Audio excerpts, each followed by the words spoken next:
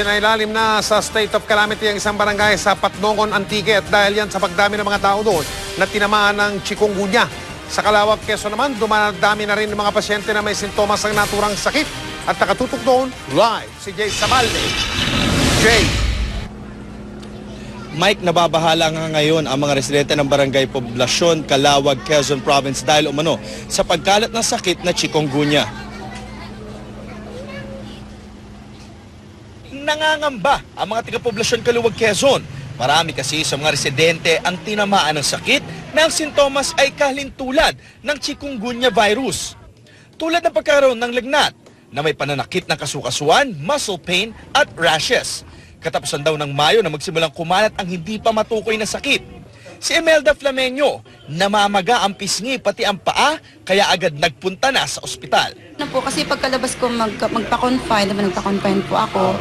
Ano ang findings sa'yo ng ospital? Wala naman hong kasabi, arthritis, gano'n lang naman po kasi wala pa naman daw ang ang chikungunya ay di nagagamot, gano'n po. Ang ilan, puno ng pantalang katawan at nananakit din ang mga kasukasuan.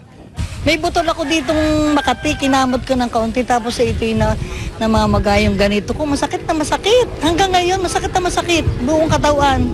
Para kang malulumpo. Mga ilan na po, marami na. Pero dito sa akin, halos palibot nagkamayroon. Halos palibot. Ano? Dapat po ay mapadalhan kami ng tulong dito na masugpo yung ganyang karamdaman. Siguro po mga 80%. Yung po mga tao naglalakad, kahit po sa karsada, ay sila pipaingkay-ingkay. Ay kung pwede po sana, ay matulungan po ang barangay namin. Dahil po napakarami po doon may sakit. Ang mga batang araw, apektado na ang pag-aaral. Nagkakaroon ng mga absences because of chikungunya. Nagpagawa na raw ng lab tests sa Research Institute for Tropical Medicine ang Municipal Health Office. Sabi ng may-ari ng isang outpatient clinic sa lugar, marami nga nagpapatingin sa kanya na may mga sintomas nga ng chikungunya. Yung chikungunya ngayon, I think ito ang medyo marami ngayon. Yun ang problema. Wala itong laboratory test to confirm. Walang hindi available sa atin. Sa Antique naman, isinailalim na sa state of calamity ang Barangay Poblasyon sa bayan ng Patnongon dahil sa chikungunya at dengue. Sa kabuuan, umabot na sa mahigit 500 ang tinamaan ng chikungunya mula Hunyo hanggang Hulyo 6, habang may mahigit 4 na po naman ang nagka-dengue. Isa rito, binawian na ng buhay.